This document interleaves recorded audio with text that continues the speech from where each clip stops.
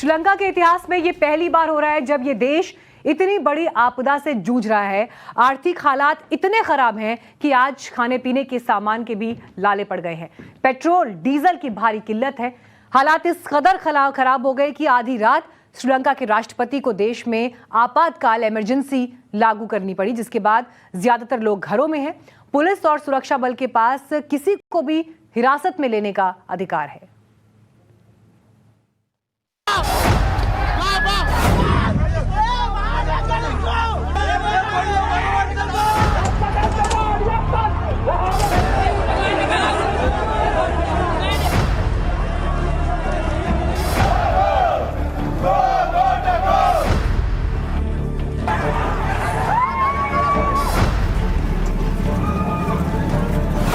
बड़े बूढ़े कहते आए हैं, कर्ज लेकर घी पीने वालों की गति हमेशा बुरी होती है।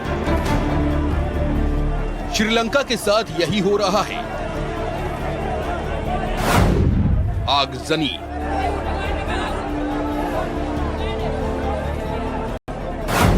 प्रदर्शन,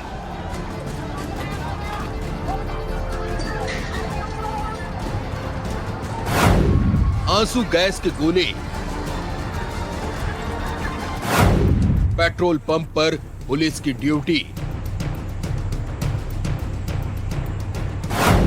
सामानों की जबरदस्त किल्लत, नोट छापने की स्याही खत्म हो गई। हालत यह है कि श्रीलंका की कुल जीडीपी से ज्यादा उस पर कर्ज है। पब्लिक सड़क पर, सरकार कमरों में बंद है। सुरक्षा बल अपने ही लोगों पर सख्ती कर रहे हैं। सरकार आपातकाल का झुनझुना बजा रही है।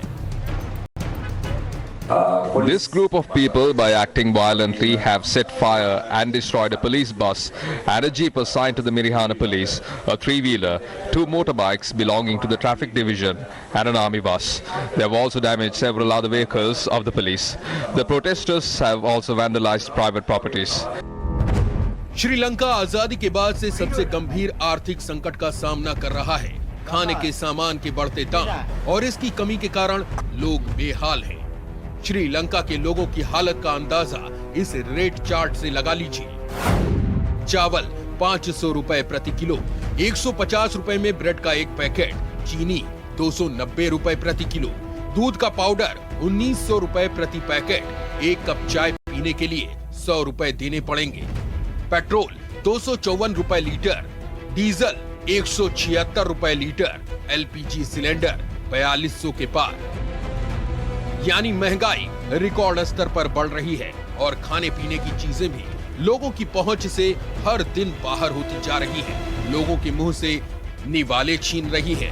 जाहिर है इस हालत के बाद लोगों के सब्र का बांध टूटना ही था। गुरुवार को प्रदर्शनकारियों ने कोलंबो में राष्ट्रपति गोटाबाया राजपक्ष के निजी आवास के पास बैरिकेड्स पर धावा बोल दिया। राष्ट्रपति भवन के सामने उमड़ी भीड़ राष्ट्रपति से जवाब मांग रही थी, लेकिन राहत के बदले में उन्हें आंसू गैस के गोले में आपातकाल का दर्ज मिला। मामा මේ රජයට කිසිම බරක් නැහැ. බරක් තියෙන මට හොඳට මිල මුදල් තියෙනවා. මගේ හැබැයි මිල මුදල් වලින් කිසිම වැඩක් නැහැ.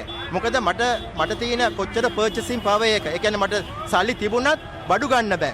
මට පෙට්‍රල් ගහ ගන්න බෑ. මට ඒ වගේ මේ එක උදාහරණ කීපයක් කියන්නේ. මට ගිහිල්ලා गैस सिलेंडर की वजह गैस का गन विधेयक ने। श्रीलंका में इमरजेंसी का सीधा मतलब है सुरक्षा बलों को असीमित अधिकार। वहीं इसका मतलब ये भी निकाला जा सकता है कि अपने लोगों की भूख को कम करने की बजाय राष्ट्रपति राजपक्षे दमन के मूड में है। यानी आवाज उठाने वाले अब सरकारी दंड के भागी होंगे। पुलिस किसी को भी हिरासत में ले सकती है। पुलिस के पास किसी भी परिसर की तलाशी का अधिकार है। राष्ट्रपति किसी भी संपत्ति पर कब्जा करने का आदेश दे सकते हैं। राष्ट्रपति किसी भी कानून को बदल या निलंबित कर सकते हैं। बिना अदालती सुनवाई के जेल में डालने का अधिकार भी पुलिस के पास है। लेकिन इन पाबंदियों के बावजूद श्रीलंका में लोग पुलिस से भिड़ने को तैयार हैं। इसकी सबसे बड़ी वजह यह है कि उनके पास खोने के लिए कुछ है ही नहीं। නැතු කියන්නේ ඊයේ පැය 10යි අද දැන් පැය 13ක් කපනවා කියනවා. දැන් මේක ෆ්‍රිජ් එකේ තියෙන ටික අපේ මේ ඔක්කොම මස් මාළු ටික ළමයිගේ කිරිපිට මේවා ටික ඔක්කොම සවුත් වෙලා යනවා. ඉතින් මේ ළමයි ගෙදර ඉන්නේ නැහැ ළමයි ආඬනවා. ඉතින් පුදුම රස්නයක් තියෙන්නේ රජයෙන් අපි ඉල්ලන්නේ මේකට මොකක් හරි සාහනයක් දෙන්න කියලා. 1948 में अपनी आजादी के बाद ये पहला मौका है जब श्रीलंका इतनी बदहाली देख रहा है। करीब 5 लाख लोग घनघोर गरीबी के शिकार हैं। 12 से 13 घंटे की बिजली कटौती की जा रही है। सरकार ने स्ट्रीट लाइटों को बंद कर दिया है। दवाइयां 30% तक महंगी हो गई हैं। छपाई की स्याही खत्म हो चुकी है। තුළ මහජනතාව විඳි අනේකවිධ දුක්කම් කටළු ගැනත් මා ඉතා සංවේදී. ඒ ගැන කළ හැකි උපරිම දේ අප කළත් අපගේ පාලනයෙන් බැහැර හේතුන් නිසා එම තත්ත්වය තව දුරටත් පවතින බව මා දන්නවා. මා ගන්නා ක්‍රියාමාර්ගවලට වගවීම් මා බාර ගන්නවා. श्रीलंका की महंगाई दर 17% तक पहुंच गई है। श्रीलंका की करेंसी डॉलर के मुकाबले 45% तक गिर गई है। लेकिन सबसे बड़ा संकट ये है कि श्रीलंका की सरकार के पास इस तबाही से निकलने का कोई फॉर्मूला नहीं है। वो आपातकाल और सख्ती करके आक्रोश को दबा देना चाहती है। Bureau report, Times now, Navbharat.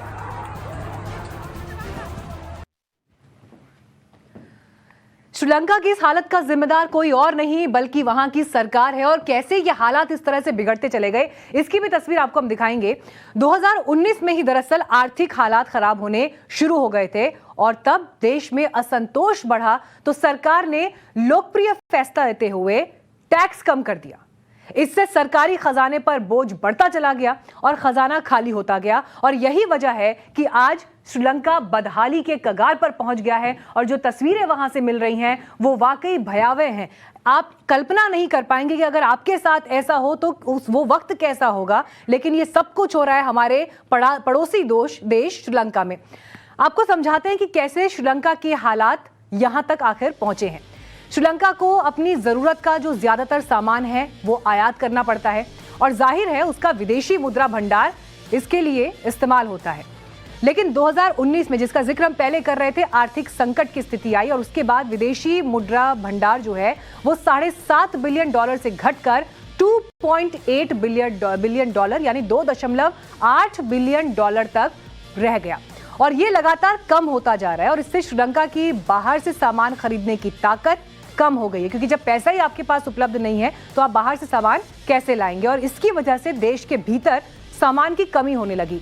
उस पर कोविड-19 महामारी का जो आपातकाल पूरे देश में आया, जिसने पूरे देश की इनफैक्ट पूरी दुनिया की ग्लोबल इकोनॉमी को प्रभावित किया, उसका असर श्रीलंका पर कुछ इस तरह से पड़ा कि जीडीपी में 10% हिस्सेदारी जो कि टूरिज्म सेक्टर से आती थी उस भी विदेशी मुद्रा की कमाई में कमी हो गई। क्योंकि 2 साल कोविड जिन हालातों में रहा, लोगों ने ट्रैवल नहीं किया, पर्यटन के लिए लोग नहीं गए, सैलानी नहीं गए, जिसकी वजह से पर्यटन क्षेत्र से इकोनॉमी को जो बूस्ट मिलता था, जो मदद मिलती थी, वो नहीं मिल पाई और कोरोना की वजह से अर्थव्यवस्था पूरी तरह से श्रीलंका की ठप हो गई। श्रीलंका पर इस बीच विदेशी कर्ज बढ़ता गया। 2022 तक श्रीलंका पर $7 अरब का कर्ज है, जिसमें अकेले चीन का ही कर्ज $5 अरब का है। श्रीलंका पर अपने पूरे जीडीपी से ज्यादा का कर्ज है। रासायनिक खेती बंद करना और देश में ऑर्गेनिक खेती को अनिवार्य करना भी आर्थिक संकट की एक बड़ी वजह है। ऑर्गेनिक खेती जरूरी करने से कृषि उद्योग चौपट हो गया। तो ये कुछ मोटी मोटी बातें हमने आपको समझाई कि जो हालात अभी वहां दिखाई दे रहे हैं, आखिर उनके पीछे वजह क्या रही।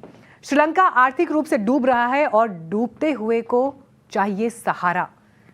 इस वक्त भारत, जिसके मैत्रीपूर्ण संबंध श्रीलंका के साथ हैं, वक्त हमने उनकी मदद भी की है, तो ऐसे में भारत की भूमिका बहुत अहम हो जाती है। भारत ने दोस्त का धर्म होना, पड़ोसी का धर्म निभाया है और आपको बता दें पूरी ताकत के साथ श्रीलंका को आर्थिक मदद दी है। दरअसल भारत ये बखूबी जानता है कि अगर पड़ोस के किसी देश में अस्थिरता या समस्या होगी तो इसका सीधा असर हिंदुस्तान पर भी पड़ेगा और इसीलिए भारत श्रीलंका को आर्थिक भंवर से निकालने में जुट गया है।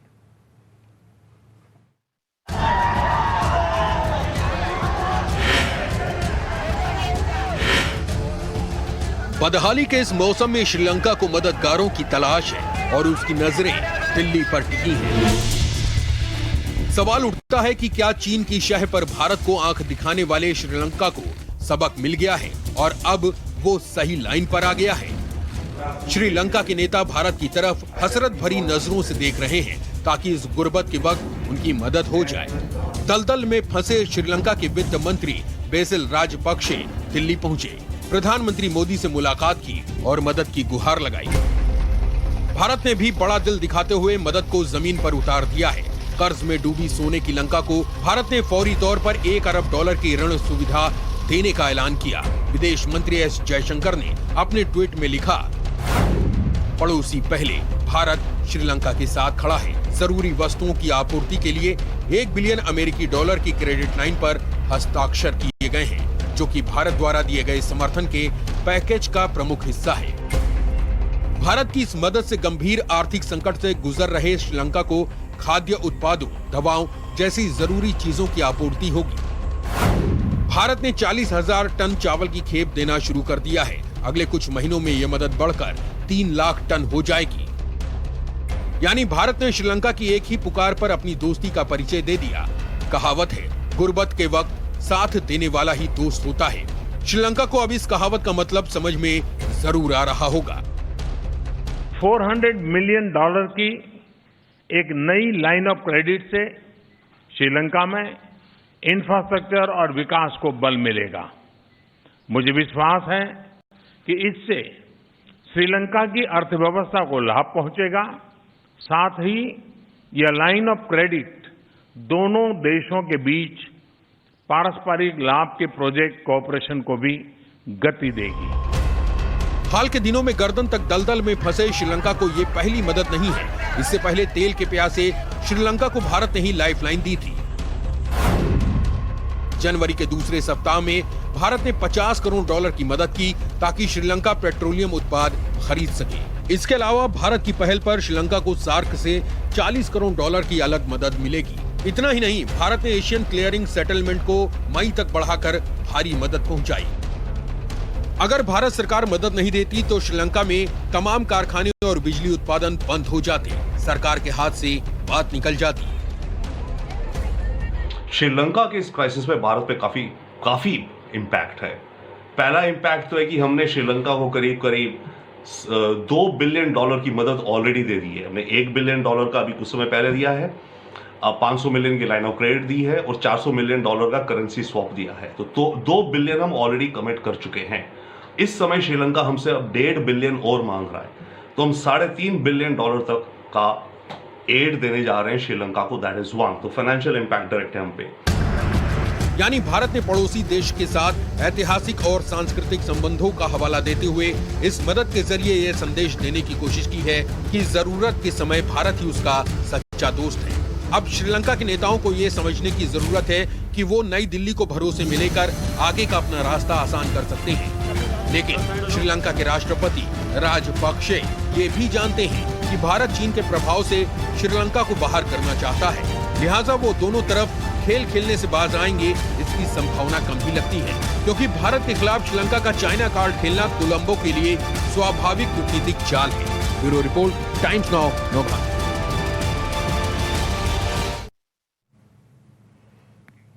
कुछ लोगों की न दोस्ती अच्छी न दुश्मनी, और चीन भी ऐसा ही एक देश है।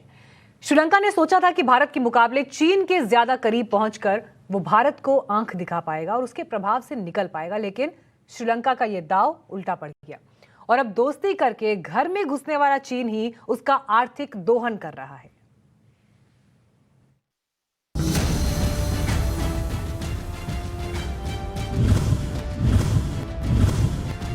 श्रीलंका की राजपक्षे सरकार जिस चीन की गोद में खेल रही थी, उस चीन ने उसे जरूरत पड़ने पर धुतकार दिया। कह लीजिए श्रीलंका को जोर का झटका धीरे से लगा। दिवालिया होने की कगार पर पहुंच चुके श्रीलंका ने चीन के सामने कर्ज में कुछ छूट के लिए गुहार लगाई थी। राजपक्षे को उम्मीद थी कि उनके मनुहार से शी जिनपिंग का दिल पसीज जाएगा और वो रियायत बख्श देंगे, लेकिन हुआ इसके बिल्कुल उलट। चीन ने कर्ज में किसी भी तरह की छूट देने से इनकार कर दिया, बल्कि साफ कर दिया कि श्रीलंका को कैसे अपने देश में सुधार कार्यक्रम लाना है। उसका फैसला वो चीन से पूछकर करे, यानी नीति श्रीलंका की, लेकिन उससे पूछने की सलाह देंगे शी जिनपिंग।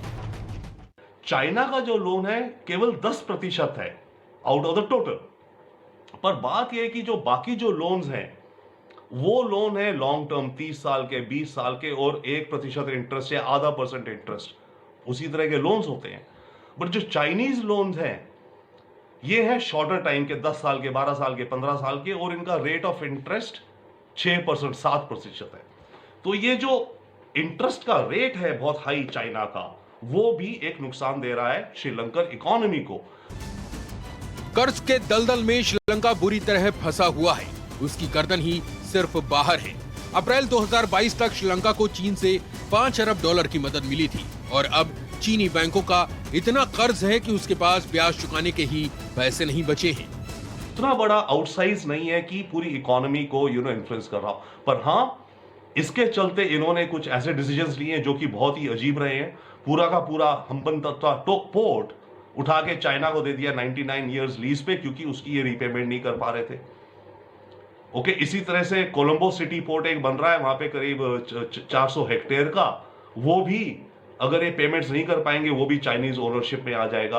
तो उस तरह का नुकसान हो रहा है कि इनके एसेट्स चाइना हड़प रहा है। समझ लीजिए कि चीन ने श्रीलंका को अपने जाल में फंसा लिया है। दरअसल चीन अपनी महत्वाकांक्षी बेल्ट एंड रोड इनिशिएटिव यानी BRI परियोजना के जरिए दुनिया के छोटे देशों को भारी कर्ज देता है, और जब वो ये कर्ज वापस नहीं कर पाते तो फिर उसकी भरपाई के लिए उस देश के प्राकृतिक संसाधनों को लीज में लेकर मुनाफा कमाता है।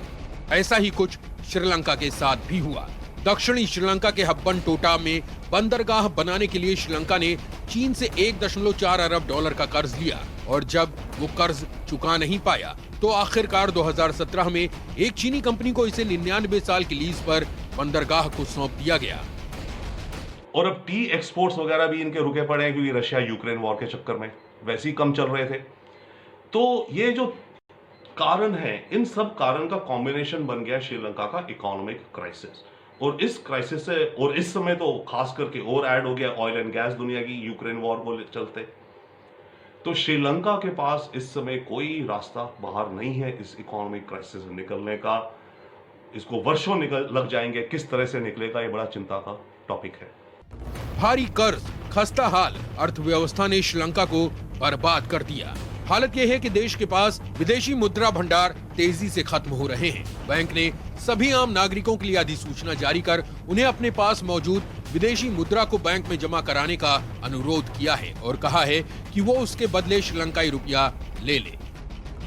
इस मौके पर श्रीलंका की मदद भारत कर सकता है, लेकिन भारत चाहे जो कर ले, श्रीलंका भारत और चीन के साथ अपने रिश्तों में बैलेंस ही बनाकर चलता रहेगा, क्योंकि ऐसा करने से उसे फायदा है। श्रीलंका अपने यहाँ चीन और भारत को आमने सामने ही देखना पसंद करता रहा है। श्रीलंका को लगता है कि ऐसा करने से वो दोनों ही देश से आर्थिक मदद लेता रहेगा, लेकिन सच्चाई यही है कि श्रीलंका मुगालते में है। उसे दोस्त और दोस्त के रूप में साहूकार की पहचान तो होनी ही चाहिए। ब्यूरो रिपोर्ट, टाइम्स नाउ, नव भारत।